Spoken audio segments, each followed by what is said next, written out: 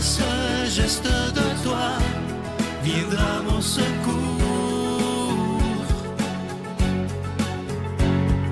Viens semer dans mon âme le grain de l'amour. Je traverse un désert et je meurs de soif. Montre-moi le mystère qui garde la foi. Bonjour, bienvenue à votre émission La Victoire de l'amour en ce jeudi 13 février 2025. J'espère que vous vous portez bien chez vous. On rejoint tout de suite pour sa chronique Martin Larocque et à l'homélie, ce sera l'abbé Stéphane Roy.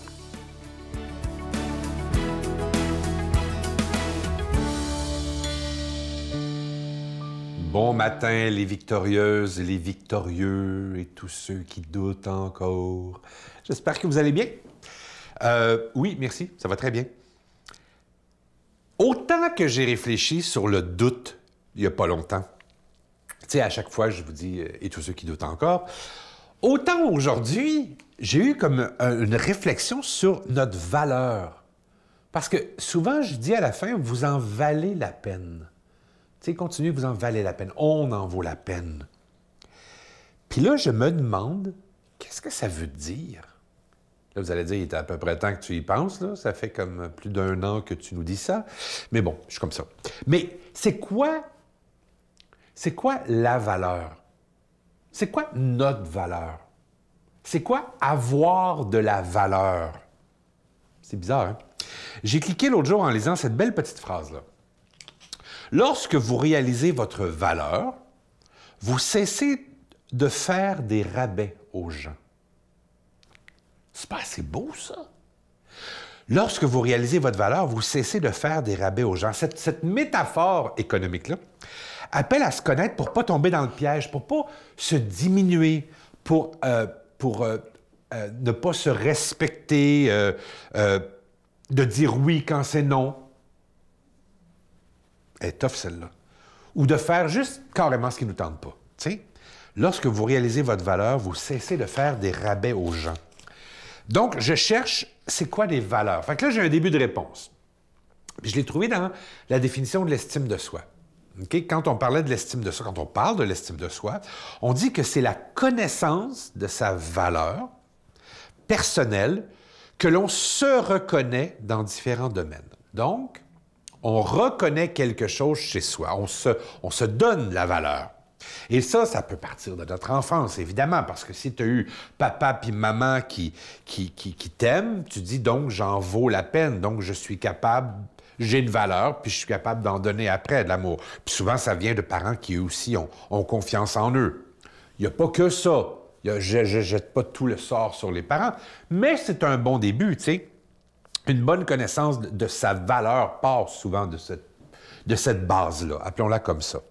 Donc, la définition de la valeur, on dit que c'est une manière d'être ou d'agir que les autres reconnaissent et qui nous rend désirables et estimables. Vous voyez comme c'est beau? Là, il n'y a rien de noir là-dedans. C'est une façon d'être ou d'agir que les autres reconnaissent chez nous, puis qui nous rend cute, qui nous rend le fun. Alors, c'est ce qu'on représente qualitativement. C'est ça de la valeur. Au 12e siècle, là, ça a switché, là, mais des valeurs, c'était des valeurs guerrières. Okay? C'était la bravoure, la combativité, c'était... Aujourd'hui, ça a changé. La guerre est beaucoup plus dans l'amour, elle a quelque chose dans la bienveillance, l'empathie, l'ouverture, le respect de l'autre. Fait qu'évidemment, ça a pris une chire. Ça a changé beaucoup.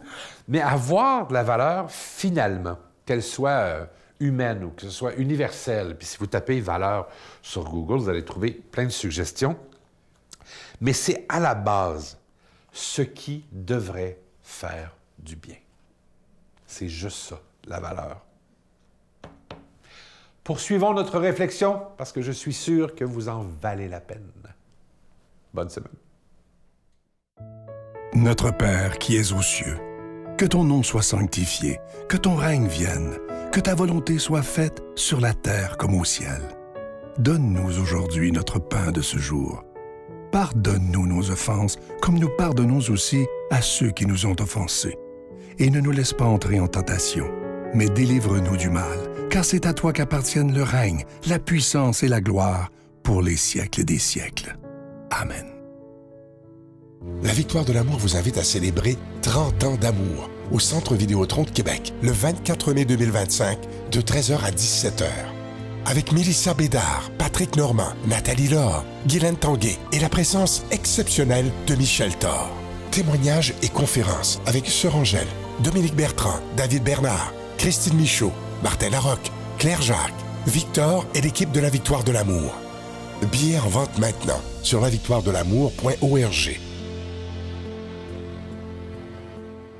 Je suis tellement content de vous parler de ce magnifique cadeau du mois de février. Il s'agit d'un cœur en pierre d'agate verte. Il est de toute beauté. Vous vous souvenez, il y a quelques années, on vous avait proposé le cœur bleu, qui était tellement populaire. Alors, cette année, c'est la couleur verte. Et ce n'est pas de la peinture qu'il y a sur le bijou. C'est vraiment la pierre qui est verte. C'est une pierre d'agate qui est déjà bénie. Ça vient avec la chaîne qui est en acier inoxydable, donc ça ne ternira pas. Je vous rappelle aussi cette magnifique carte de Marie qui est en acier inoxydable. Regardez là, la qualité de cette carte-là, c'est de toute beauté et ça se donne bien en cadeau. Alors, je vous rappelle que cette carte, elle est déjà bénie également. Je veux prendre le temps aussi de vous remercier de tout ce que vous faites pour la Victoire de l'amour, parce que dans un monde qui va si mal maintenant, je pense qu'il est temps, c'est notre devoir à nous, d'annoncer ce Jésus qui est prince de la paix, ce Jésus qui veut tellement qu'on soit heureux. Et merci, parce que grâce à chacun et chacune de vous, on peut annoncer l'amour, la paix et l'espérance au lieu de la guerre. Merci de tout cœur et voici comment vous procurer ces cadeaux.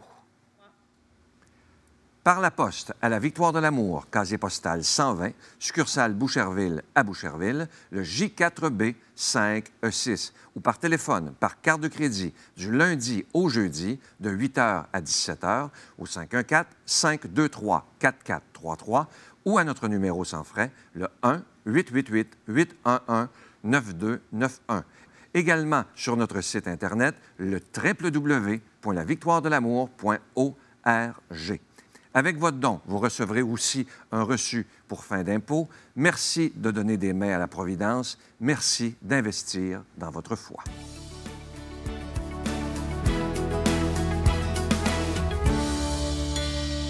Mon Dieu, donnez-moi la sérénité d'accepter les choses que je ne peux changer, le courage de changer les choses que je peux et la sagesse d'en connaître la différence.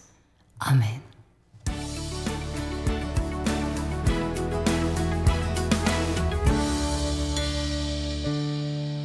Bonjour à toi, bon jeudi. Aujourd'hui, l'Évangile est tiré de Saint Marc au chapitre 7 et il s'agit de l'épisode où Jésus est dans la région de Tyr et tout d'un coup, une syrophénicienne s'approche de lui et elle lui demande eh bien, la guérison, la libération de sa petite fille. Puis Jésus a une réponse assez particulière. Qui ne démontre pas de sa fermeté ou de sa fermeture, pardon, mais c'est comme s'il donnait une phrase pour montrer que. Et il dit, ben il n'est pas bon de... Laisse manger les enfants, parce qu'il n'est pas bon d'enlever le manger des enfants. Cette phrase-là, elle concerne, eh bien, le peuple juif. Les enfants dont il s'agit, c'est le peuple juif. Hein? C'est les enfants d'Israël. Et de fait, Jésus va dire à quelques reprises, « Je suis venu pour les enfants d'Israël. » Mais il n'est pas venu que pour les enfants d'Israël, il est venu pour tout le monde. Et par cette phrase-là, il veut comme vraiment démontrer, eh bien, l'ouverture de sa mission, l'ouverture universelle de sa mission. Et on sait la très belle phrase que cette dame va lui dire. « Oui, mais maître, les petits chiens, eux, mangent les miettes qui tombent de la table des enfants. » Et Jésus va s'émerveiller devant cette phrase-là, sans doute inspirée de l'Esprit Saint. Hein? Lui, ils travaillent tous ensemble, ce monde-là. Hein? Et Jésus va dire, à cause de cette parole, va, ta fille est guérie. Et de fait, le texte nous dit que la petite fille a été libérée d'un démon. Moi, ça me frappe toujours et je pense qu'on a toujours à revenir sur cette chose-là. Bien évidemment, on le sait, la mission des chrétiens, elle est universelle. Voilà pourquoi d'ailleurs qu'on parle de catholicité universelle. Tous, hein, aller de par le monde, tous ont à être touchés par la grâce. Tous ont à entendre que Dieu les aime, qu'ils sont aimés. Puis pas juste de le savoir dans leur tête, mais de l'expérimenter. Parce que la vie chrétienne est une expérience. Ce n'est pas qu'une connaissance. Notre certificat de baptême, ce n'est pas un diplôme. Notre certificat de première communion, ce n'est pas un diplôme. Notre certificat de confirmation n'est pas un diplôme. La vie chrétienne, c'est une expérience. Et c'est à partir de cette expérience-là que l'on découvre que la foi, que les données, les vérités données sont réelles. On a à les expérimenter puis à dire « Amen, c'est vrai ». Mais cette universalité de la mission a une répercussion profonde en nous. C'est que c'est l'ouverture à tous et particulièrement à ceux qui ne sont pas comme moi. Et ça, moi, j'aime tellement, eh bien, qu'on revenir là-dessus. Pourquoi? Parce que c'est en fin de compte le mur sur lequel les disciples sont toujours confrontés. Cette ouverture-là, il faudra la Pentecôte pour faire tomber les verrous, faire tomber les murs, puis donner une pousse aux apôtres pour aller partout et ne pas avoir peur. Ne pas avoir peur de quoi? Pas juste des persécutions, puis bon, on sait, hein, ils ont fini pas mal tous zigotés, hein, mais surtout de l'autre en tant qu'autre. Et ça, c'est merveilleux. La réponse, bien sûr, de la syrophénicienne, bien, on a souvent parlé, puis ça va de soi, que c'est une parole d'humilité, hein, de dire que il y a les enfants, mais nous, on est les petits chiens. C'est vraiment une parole d'humilité. Bon, il ne faudrait pas tout le temps qu'on commence à partir d'aujourd'hui, de dire « je suis un petit chien, je suis une petite chienne ». C'est pas ça. Mais c'est de montrer que, bien, je suis petit et que j'ai besoin. Puis l'autre chose, c'est la foi, bien évidemment. Et l'autre chose, c'est « donne-moi ce que j'ai besoin ». Que le Seigneur nous bénisse en ce jour, au nom du Père, du Fils et du Saint-Esprit. Amen. Je vous salue Marie, pleine de grâce. Le Seigneur est avec vous. Vous êtes bénie entre toutes les femmes, et Jésus, le fruit de vos entrailles, est béni. Sainte Marie, Mère de Dieu, priez pour nous pécheurs, maintenant et à l'heure de notre mort. Amen.